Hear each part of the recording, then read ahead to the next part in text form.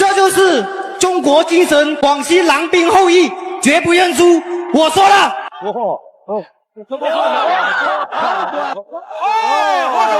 他是拳击擂台上的杀手，也是令人闻风丧胆的 KO 专家。凭借朴实无华的大力摆拳，不管你是日本拳王还是韩国冠军，都难逃被他 KO 的命运。他打法之所以如此凶悍，一方面是拳头够狠，而另一方面是他的体内流淌着纯正的广西狼兵后裔的血液。广西狼兵后裔绝不后退，也坚决不认输。好，双方的比赛马上开始，由来自于广西的狼兵后裔 KO 专家蒙国东打着蓝方选手，我们看这个秃瓢巴西的 KO 狂魔维克托。对方身经百战35岁，但他的战绩非常的恐怖了80战67胜，其中包括50场 KO。这也说明了他的终结能力很强，重拳很猛。而且对方还有一个外号叫巴西铁头哥据说他的脑袋非常厉害，比武僧一龙还要抗打。这双方刚说完话音刚落，有一个重击，太漂亮了！对方也是 KO 高手但是呢，比不过蒙国东的重拳。刚才双方互换了好几个重拳，是，但是维克托好像已经有点软了。现在就看这个蒙国东能不能冷静下来，然后 KO 对手这个维克多待在泰国劳苦俱乐部7年了曾经跟我们这个孙文强打过，手被孙文强给踢伤了。这个时候维克多一定要这个时候蒙国东一定要冷静下来，对，不要大意，不要把这个防守漏下来因为这个维克多我看还有反击能力，是，而且在泰国他是打缠麻的，所以抗击打能力非常强。对，还有对头部的防守，包括整个节奏也都拉下来但是蒙国东不给他喘息的机会压得很紧。广西狼兵后裔果然是百闻不如一见，果然是名不虚传。我只能用一个字来形容，那就是猛。多亏这个维克托他会点铁头功还算抗打，要不然这要是换作武僧一龙，那就不知道要被 KO 多少遍了。但当然了，这个维克托的形象和一龙还真别说看背影还真有点像。好漂亮，又是连续的朴实无华的大力摆拳。但是维克托呢还是很顽强，很难被打定住他还在跑。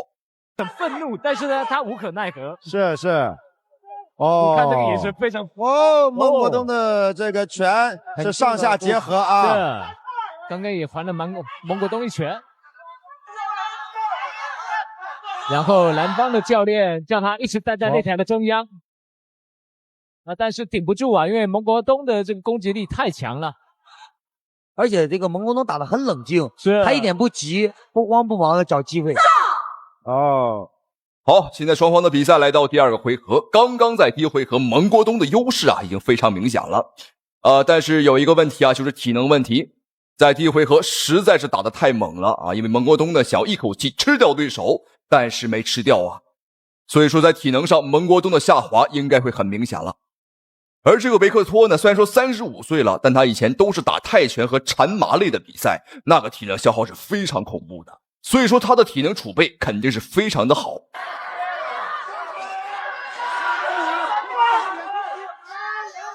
蒙国东刚刚一边退一边出腿其实这是一个高难度的动作。他退着出了一拳，又退着又出一腿，上下结合的很好。是，这个后退的出拳跟出腿一定要练的。对，但是跟协调性有关系。是，他刚才这个躲闪的反击做得很好。是，控制距离也控制得特别好。是，然后对手的协调性还有爆发力就没有他好了。是。现在这个蒙国东的心态就是放得比较平了，然后把自己放到一个胜利者的位置上去打这个比赛，就很轻松。对，但是各种动作都能出来。对，但是力量好像这段时间力量好像放下来了，没那么重了。对，但对手这个时候就会加强进攻了。是。第二回合果不其然，蒙国东他放慢了自己的进攻节奏。但这也是没有办法的，因为接下来的比赛还有第3个回合。如果这一回合还是毫无保留的进攻维克托，如果不 KO 对手，那第3个回合肯定是没办法打了。而且这个维克托看情况的话，想要 KO 他的确是很难。而且这个维克托他不仅是抗打，他的进攻也非常有力度。虽然说没有蒙国东那么绵密，但他每一下都是一下是一下，都非常的重。希望蒙国东赶快压回去了。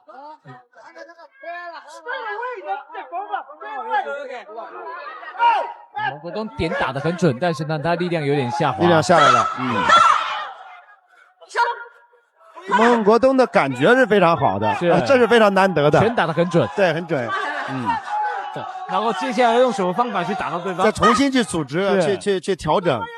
这个调整的过程就是一个擂台上的一个天赋，是一个经验，加强进攻了。加强他的力量啊，有时候是看你有没有早熟，因为这个选手都很年轻啊，有时候20几岁，头脑还没有那么的清楚。对。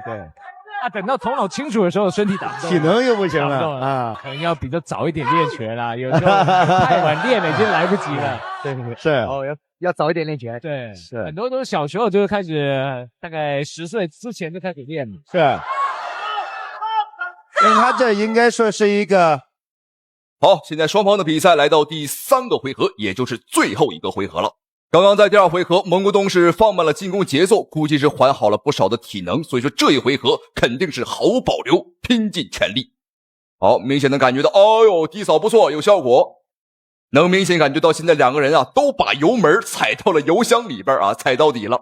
或者蒙国东开始加强了这种密度和重击的击打，是。因为蒙国东在第1局展示了他绝对的这种击打的能力啊，确实是击打能力很强。那有机会 KO 对方就不要留情了，不要留情。不过这个维克托也是毅力也非常强，是，加上意志力很好，坚持到第3局挨了这么多重击。对，其实在心理素质上啊，打过缠麻的会觉得打拳套好像不是那么痛，比较不会怕。对，他是加上他的身体的这种抗击打，加上意志的能力，心理承受能力强，是撑得下，综合性的一个这样的一个因素。所以说，你看他反击起来，也是啊，而且在他这个年龄呢，在他这个年龄能打成这样，我感觉很不错了。对，能坚持到这种程度，是。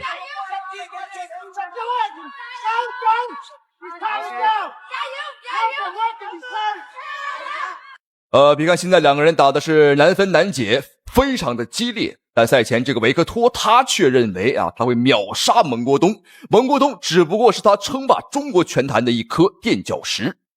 但看来蒙国东这块石头非常硬啊，你是想啃你是啃不动了。好漂亮，前手的反击。蒙国东体能下滑比较明显了，因为前2个回合打的实在是太猛，这一回合还真是没劲儿了。但是没关系，比赛第3回合马上结束。哦哟，转身边拳对方划了一个转身肘。又一个顶膝，抓着这次机会。杨卓啊，在比较紧急的状况，就大口呼气，调整自己。不耻掉了，不耻脱落了。好，就是塞回去。对的，现在我们是塞回去了。这个时间快结束了，没多少时间了。对。我们发现一个有趣的现象，这个蒙国东每次把对手重击或者说需要去中立脚的时候，他都会面朝中立脚，然后看着底下的观众，对的，看着观众帮他加油，然后给他鼓劲。有可能要想一下待会要怎么打。冷静。对。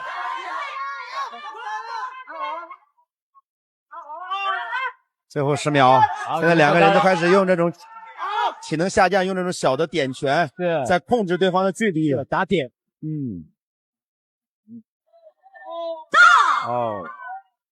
好，双方这一场 KO 王者之间的大战终于结束了。我们看蒙国东已经累得不行，但是作为广西狼兵后裔，他还是践行了他们的这个信仰，那就是绝不后退，也坚决不认输。好，3回合大战我觉得完全没问题，至少比分是2比1，那3比0的话也是意料之内。好，恭喜蒙国东。同时也非常感谢屏幕前您的收看与支持，咱们下期视频再见。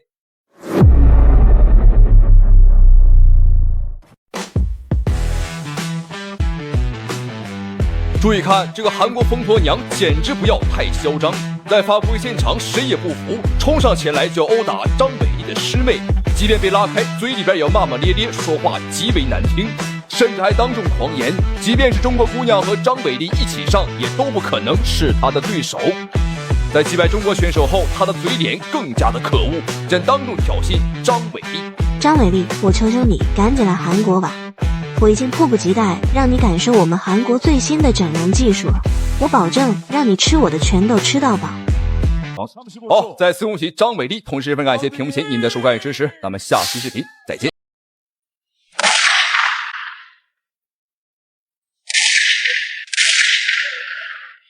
少林寺真正的武僧霸气出山，凭借金钟罩硬刚泰拳王彻底看呆现场老外。好的，亲爱的观众朋友们，您现在看到的是一场精彩的中泰对局。首先出场的是我们的中国选手一豹，他今年25岁，是一名真正的少林武僧，而武僧一龙就是他的师兄，他们是一龙、一陈、一虎、一豹4位师兄弟。那么一豹表示，这次出山就是要为国争光，好好杀一杀泰国拳王的霸气。那么接下来出场的选手就是泰国选手阿宋，今年22岁，目前战绩169战128胜，35次 KO 对手，可谓是战绩彪悍。他13岁出来打拳，曾战胜一名23岁的成年选手，实力不容小觑。听说少林武僧出山，阿宋表示自己要好好领教一下少林功夫，希望不是花拳绣腿。好的，那么随着裁判一声令下，第一回合比赛正式开始。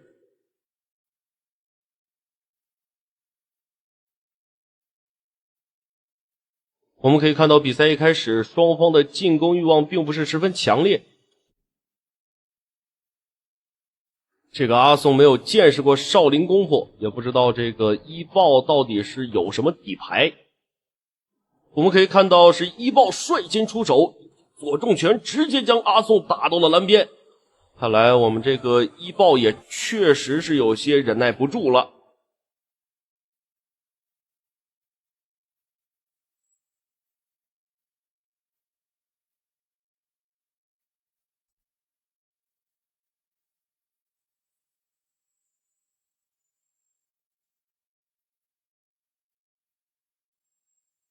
虽然是大体重比赛，但是我们可以看出这个一豹的步伐是很灵活的。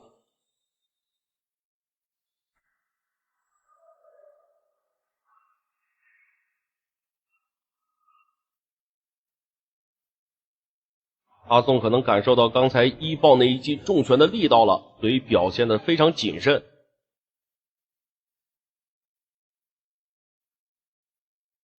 哎呦，一豹的进攻欲望真的是十分强烈啊！只要找到机会，就对阿宋采取猛攻的战术。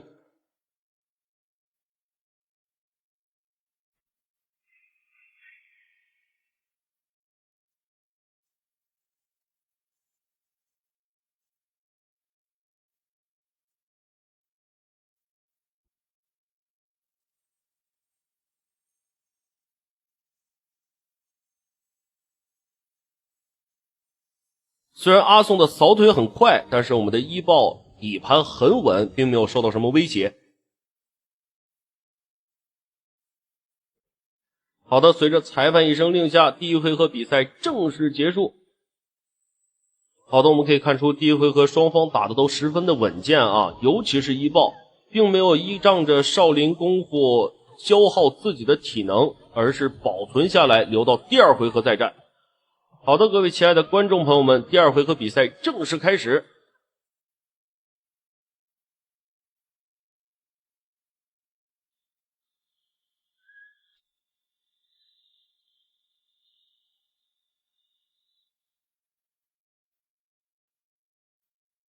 这个阿宋确实表现的有些得意忘形了啊，挨了一豹一记重拳，还想表示自己没事，结果被一豹抓住一通猛揍。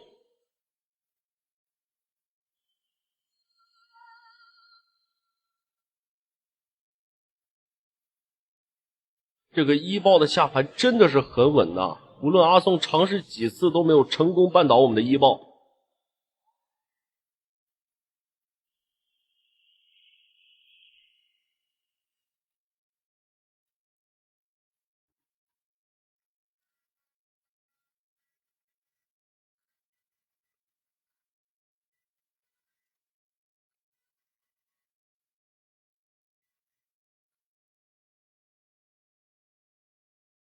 虽然一豹出身于少林寺，会很多的少林功夫，但是我们可以看出，在台上一豹确实受到了很多限制啊，这个武功发挥不出来。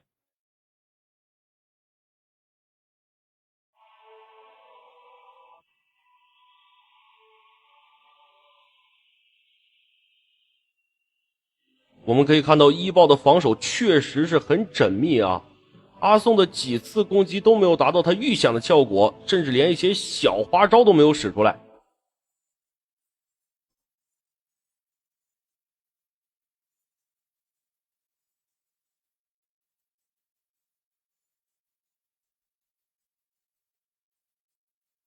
好的，随着裁判的一声令下，第二回合比赛正式结束。这个第二回合比赛啊，一爆也确实是有一些难受了，他习的是少林功夫，就像我之前所说，很多的少林武功在台上都是无法施展的，所以这让他的实力有一些打折扣了。第三回合比赛正式开始。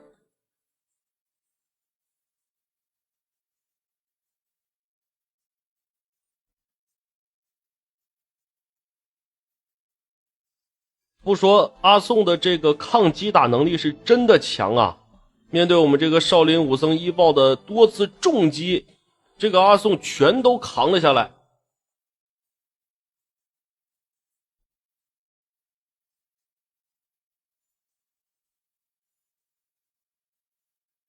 我们这个一爆的拳确实是重啊，可以看到阿宋这个下巴已经是被打得紫青紫青的了。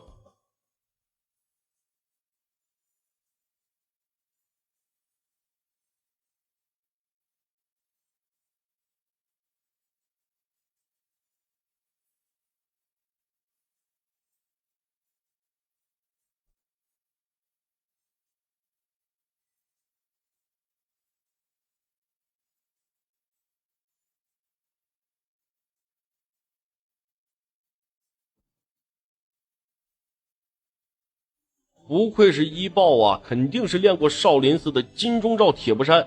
面对刚才阿宋的那记重击，这道伤口只对一爆造成了视线影响，并没有影响一爆的其他状态。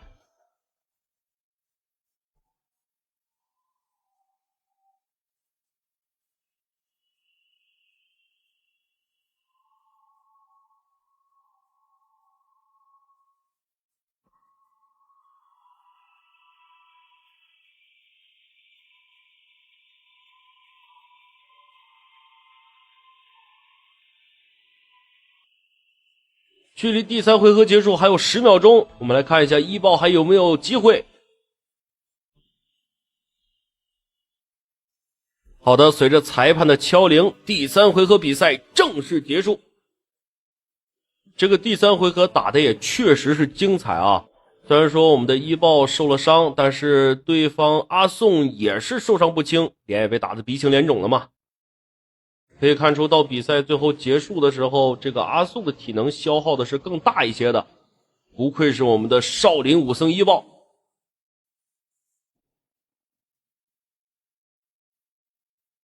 好的，我们来看一下裁判的最终判定结果。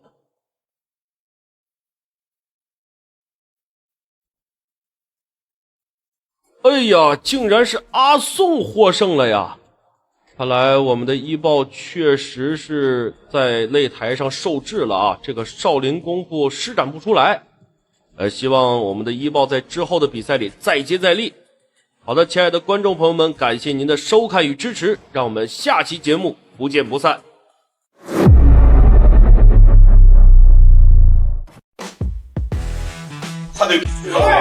注意看，猖狂的日本选手刚一见面就朝着中国小伙的身上吐口水，但中国小伙的反应也真是够快，反手就是一个巴掌扇在日本选手的脸上，这一下又脆又响，给小日本扇得一脸不可思议。但日本人明显不服气，又一次故意找茬，但中国小伙依旧反应灵敏，迅速反击。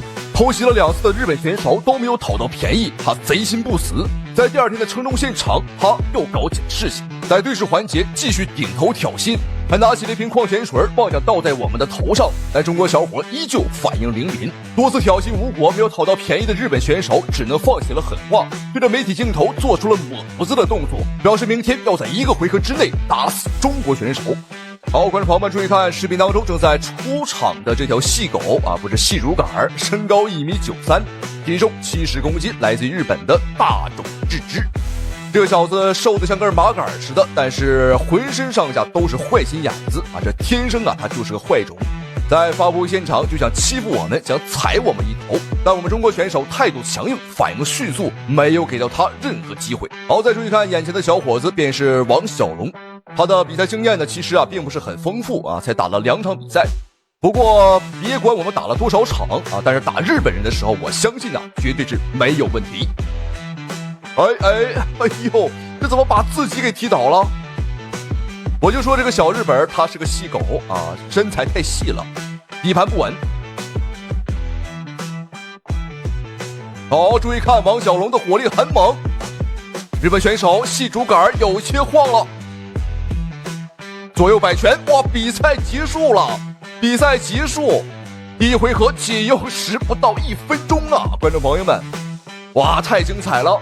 比赛刚一开始，王小龙就冲向对手，这就是传说当中的实力不详，遇日则强。好，我们再注意看这个日本选手和上一个小日本比起来，他真是有过之而无不及他叫卢泽龙城，是日本的富二代拳王。他仗着自己的亲爹在日本有钱有势，便经常横行霸道，目中无人。在公开场合动手打人，早已经不是1次2次，尤其是在遇到中国选手时，他更是像一条疯狗一样咬住我们不放。而这一次，刘聪特意杀入到了日本东京，势必要在日本家门口将他扼杀在老家当中。我们注意看，此时刘聪的眼神已经充满了杀气。我只能说，这个小日本他危险了。这场比赛您觉得哪一场更为精彩呢？好，咱们下期视频再见。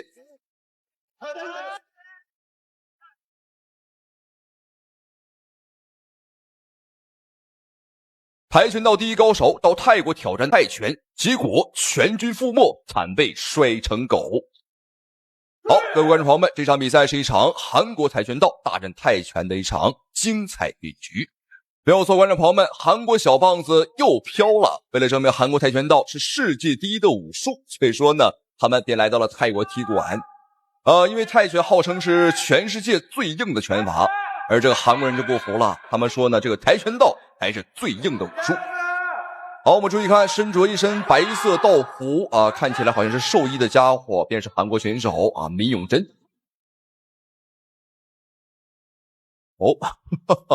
这个家伙怎么看起来这个娘们儿唧唧的？哎呦，踢别人把自己踢个跟头。原来这就是跆拳道的精髓，打别人等于打自己。我们在电视上经常能看到跆拳道选手呢，招式很华丽，腿法非常的花哨。没有错，跆拳道就是一个以腿法为主。你看，连踹5脚，哎呦，不如人家泰国选手蹬1脚。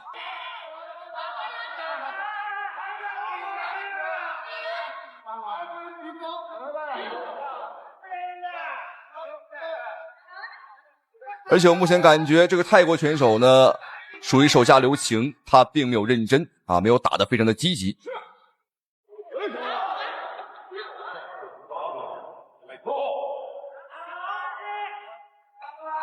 这个比赛如果允许用肘和膝的话，我相信这个跆拳道选手可能已经命丧黄泉了。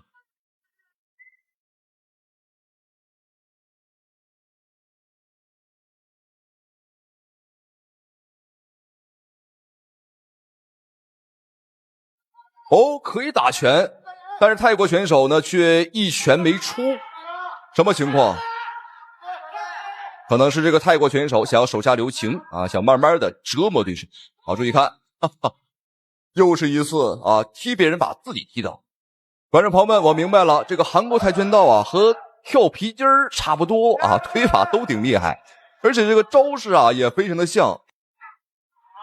注意看，韩国选手现在是风流倜傥，英俊潇洒，吊儿郎当袒胸露乳，这个衣服这个已经被打，哦哟，又是一个大跟头。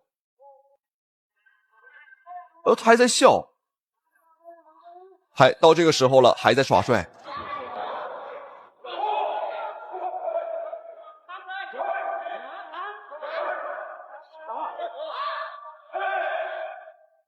我觉得像这种水平，这个韩国跆拳道第一高手可能连我们中国的马保国老师可能都打不过。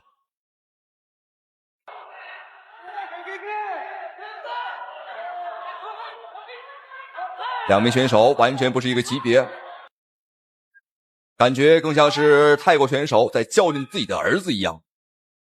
儿子不听话，的确是要教训。好，比赛结束，一致判定泰国选手获得胜利。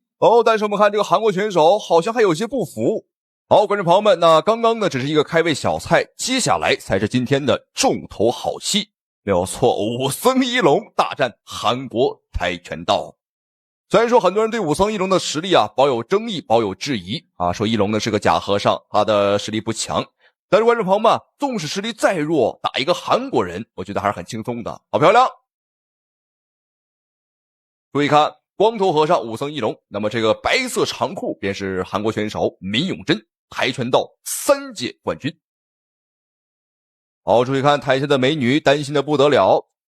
这个闵永珍啊，据说长得不赖啊，在韩国的女粉丝啊也是非常之多。那么今天从他这个留的小胡子，我们能看到他想在2013年的比赛里面有一种新的表现，有新的作为。这个是非常不公平的，竟然给到武僧一龙一个读秒。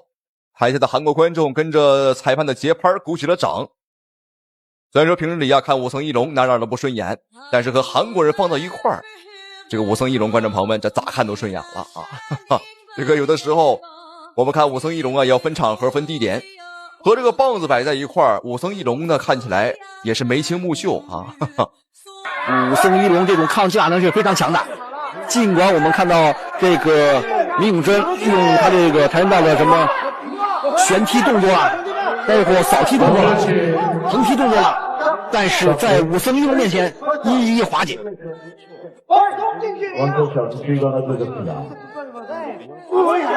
看，这是闵永珍准备利用一个转身后旋踢，被武僧一龙化解掉。因为我不给你距离感，你像利用这种旋踢动作是要有在这个中远距离之外才能够使用的。这场比赛观众朋友们，比赛地点是在韩国，所以说一龙呢并不代表自己，而是代表我们中国武术。虽然说武僧一龙的风评啊不是很好，但是今天观众朋友们，我们必须要支持一龙。慢慢抚嘛，就利用旋踢动作嘛，你不就练跆拳道嘛？尽管你闵永珍获得过世界大学生运动会跆拳道的冠军，这个闵永珍你虽然练跆拳道，你只有用腿法进攻，但是你这个上三路没有任何的防御能力和进攻动作。你要知道，自由搏击是靠上三路、下三路的自由的组合来显示你对手的实力。你靠单一的腿法进攻，想站在标点台上成为英雄，确实很难。这场比赛我们看武僧一龙，观众朋友们几乎是不需要出拳啊，出腿就行了，和上一场这个泰国选手差不多。而且这一场比赛，闵永珍这个韩国选手的拳腿功夫啊非常的软弱，没什么劲儿。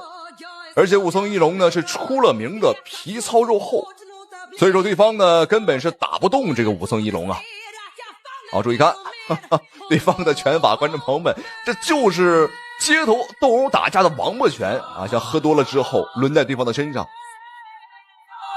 브레이크인데 그렇죠. 하이킥 슬그머니 뒤로 피하고 있는 민영진. 민영진 선수는 항상 자기 오른쪽으로 크게 돕니다. 지금 이미 现在闵永珍已经不像在第一局比赛里面利用什么后旋踢啦旋风脚啊，对不对？横踢动作已经没有了。现在场上完全被武僧一龙牢牢的控制着。 그렇습니다.